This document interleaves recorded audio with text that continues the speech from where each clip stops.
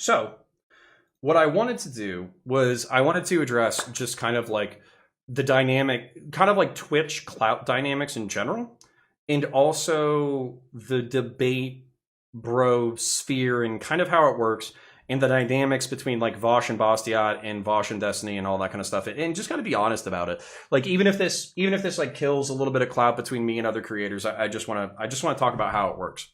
So I have relationships with all three of these people.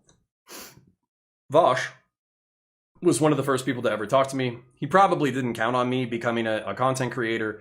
I don't know how that would have changed our relationship, but he was very helpful in the beginning of this channel where I was just posting videos with my iPhone and talking into the void and all that kind of stuff. And he was kind enough to have me on and talk about policing and all that kind of stuff. And it was a good faith conversation / debate. And because I was reasonable, I was able to get 500 subs from his audience instantaneously. As a matter of fact, whenever I talk to Vaush, I get like 500 subs instantaneously. And I think that's because while having aggressively anti-left, leftist specifically, politics, I try to be as good faith as I possibly can. I try to understand the other side. And oftentimes, like right-winger or centrist creators boil down to, yes, but have you also thought about the fact that Democrats are bad as well? That's like one of the key sticking talking points is, maybe I am, but so are you. Like that's like it's like a primary debate thing. And it drives me fucking crazy because we can't even move into policy. We can't even move into definitions. We can't even move into our understandings of the world because we're too busy calling each other pieces of shit. And that's fun. I love a good panel show where everybody calls each other pieces of shit, but it's not very productive. And that's frustrating, especially when there's things that we could fight about that would be like either higher level intelligence or productive. So this is kind of like the battle, right? The internal battle is you want to be friendly enough to creators that you could always have a second conversation, but you also don't want to let people get away with bullshit.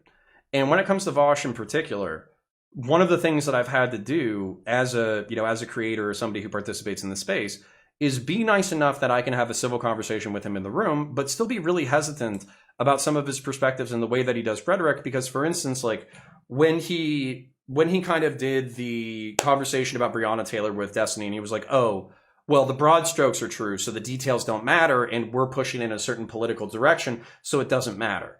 And Destiny's perspective was like, well, if you lie about small details, then when you go to the other side to try to implement an agenda, then you spend most of your time arguing about the small lies or small lies of omission that you committed, rather than actually talking about the problem or the solutions. I agree with Destiny on this. And this is what bugs me about the rhetorical position of Vaush is, as long as I get more people over to my side, as long as my politics is more effective, as long as we gain steam, then it's okay, is because that's not a libertarian or liberal politic. I know he talks about being a libertarian socialist, but what you're trying to do is you're trying to collect enough people to your political faction that you can then force your will down on the body politic. That's what that does. Whereas Destiny, because he's a liberal, and I'm a liberal or a libertarian, what he's saying is, in order to bridge this gap in understanding, we first have to root ourselves in truth. And this is something that's really bothersome about the flexibility of rhetoric and the flexibility of truth in this space, is that once you forego rooting your perspective in truth, that's where all the bad faith shit comes out. That's where straw manning your opponents comes out. That's where basically not acknowledging something that you said 5 minutes previous comes out. That's where making arguments that are emotionally powerful but intellectually dishonest comes out. And that's my frustration, is because oftentimes smarter people can see through that kind of shit, but dumber people can't.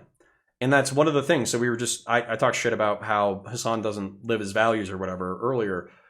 That's one of the frustrations in this space, is when you're dealing with somebody who's rhetorically powerful and has a coherent agenda, but then they're willing to use rhetorical flourishes in order to implement that agenda because a certain amount of people are stupid enough to not see like logical inconsistency or rhetorical inconsistency. That's really frustrating because it basically says that you're fucking dangerous. Now, to a political operative, that's good. You're dangerous. You can use rhetoric to achieve your goals. You can get more people to like you than people to hate you. while throwing out zingers and, bangs and debates and all that kind of shit. But then what it does is it sets you up for a certain kind of weakness. In that weakness is that truth is a powerful equalizer. So part of the reason why Destiny does so well in debates is not just because he's rhetorically gifted. It's because he is trying to figure out what's real. Now, he might, in a debate, if somebody's treating him like shit, he's going to go hard. And he might not make the best decisions. He might not make the best arguments. But he is always trying to root what he's saying into what he actually believes or what he has researched. And that's where rhetoric can be very weak. Because if you have amazing rhetoric when it's unchallenged, but then you have somebody who's as talented or equally talented or slightly less talented, but they have like fact and truth on their side and they know how to weaponize that, then that is a brutal combination in order to be up against as a pure rhetorician who's only concerned about rhetoric. And I'm not saying Vaush is only concerned about rhetoric. I'm just saying that if truth isn't a priority, it leaves you vulnerable. And we've seen this with their debates, but you can even extrapolate this out to the Serfs debate between Lauren and I, where the Serfs and, the Serfs and Tale of Twin Rabbits, they were reliant on the aesthetic, the emotional aesthetic of correctness. And Lauren and I were reliant on the correctness of fact while conceding the emotional correctness, right? Kids died. It's fucked up. This is a cultural genocide. Canada implemented something that's unconscionable in the modern era. But here are the facts that are being misconstrued by the other side. And that doesn't justify burning churches to the ground in the modern era. You can't attack that. You just can't. Because it's giving away the emotional argument that is potentially powerful, and it's rooting the world in fact. It's super hard as a debater to push past that. And we saw that in the debate where Lauren is like the evil Nazi queen and I'm the fucking civic nationalist centrist simp. But you couldn't get past it because the argument was so fucking strong. Because it was rooted in fact and it conceded the emotional intelligence part of it. So this kind of brings us to like Vaush and Bastiat, right? Bastiat, on a moral level, is something that I think we all despise. Like, I say this with the utmost love as we're going into another debate next week. And what I mean by that is he's neoliberal, he's anti-border, he's hyper-capitalist, he loves progressivism, and maybe some of you love this and some of you hate this, but he's a fucking oil lawyer. An oil lawyer. The thing that's killing the planet and the person in charge of defending it. like, we should all hate him, but we don't. And the reason why is because he's charming. He's funny. He knows how to meme. He has glorious hair. He's rhetorically effective. And he states his principles up front. And he's very casual about it. So while, professionally, he defends things that we abhor. And while he defends politically things that I abhor, it's impossible to fucking hate him. It is. He's just a charming, funny guy, right? So what I would say is you can pick your fighter, right? If you were like a new Twitch person, but you need to understand this before you come into the space. And I actually have a specific example. So if you're Vaush, he's so aggressive and he's an ideologue, he's going to do whatever's optically necessary. But because he courts controversy, he can turn that into like a negative feedback loop in which he turns a negative feedback loop into positive attention and he fucking skyrockets. That's what he did. But now he pays a price where he's taken such extreme positions in the past and he's required to take such extreme positions from a rhetorical standpoint because of his politics that he can fall on weak arguments and he can be broken down. That's a tough spot to be in. Destiny is an asshole. I would say this to his face. I love him, you know? Funny dude. He's a fucking asshole, right? So he roots his rhetoric and his personality in truth and trying to understand things. And then he's an abrasive dickhole to the point that everybody's attacking him all the time. So he leverages that fucking negative energy into his personality. He becomes, you know, a monument to himself where he's the archetypical, you know, debate bro.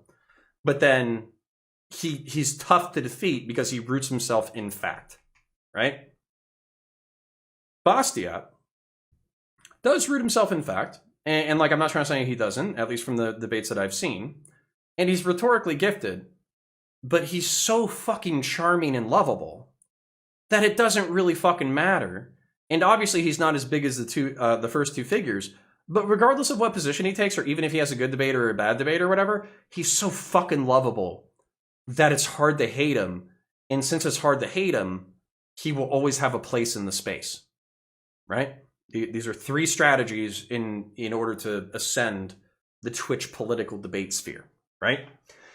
So, where does that leave us, right? I'm doing my own thing, I have my own personality. I could describe it to you, but I don't want to bore you to death, right? The point is that there are some people who try to implement these models, but they fuck it up. And I am thinking of someone in particular. I forget their name, and I'm not trying to be an asshole about it. Starts with a C. No comment chick. No comment chick. No comment chick was very large in the debate space for a very short time. And the reason why, I'm using she, her, I believe her pronouns are she, her. The reason why she was big in the debate space was because she was a fiery debater. She got on a panel show, she threw elbows, all that kind of stuff. But what she did is she tried to copy the Vaush model, where she was just hyper aggressive and rhetorically whatever and try to implement whatever arguments like fit the day. And that's okay for a panel show because that's interesting when people are arguing, but then she wouldn't maintain the relationships.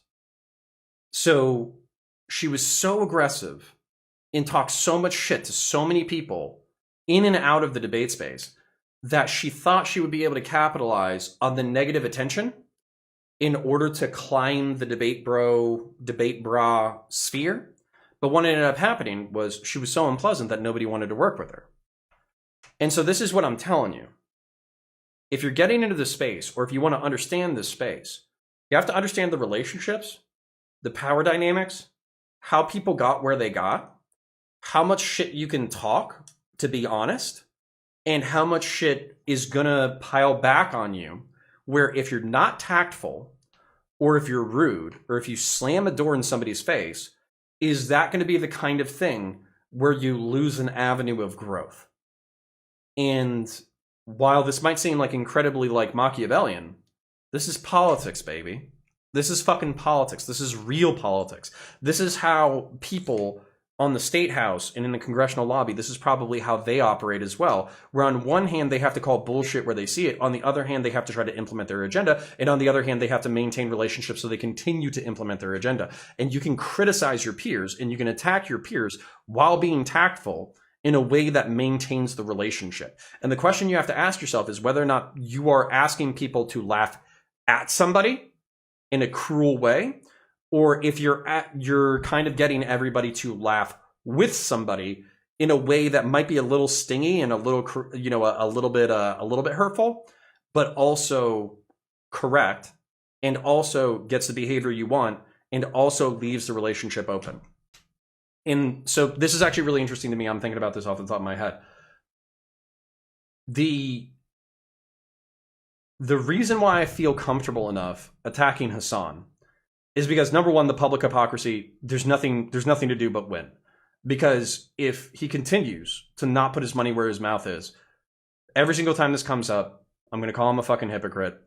And, you know, basically, like, it's going to, to me, it's hopefully demonstrate the leftists that some of their avatars have the opportunity to implement their agenda and are actively choosing not to. Which hopefully will make them disenchanted to the point that they try to moderate their beliefs, right? Then, if he does implement stuff, fuck it. some homeless people get fed. You know, some fucking, what else do leftists give a shit about? Some people get into houses. You know, what else? Some people learn how to shoot firearms because they were funded. Awesome. Great. You know? He might be a filthy fucking socialist, but he's taking care of people. Fucking awesome. And then here's where this calculus goes for me. I don't need Hassan's clout.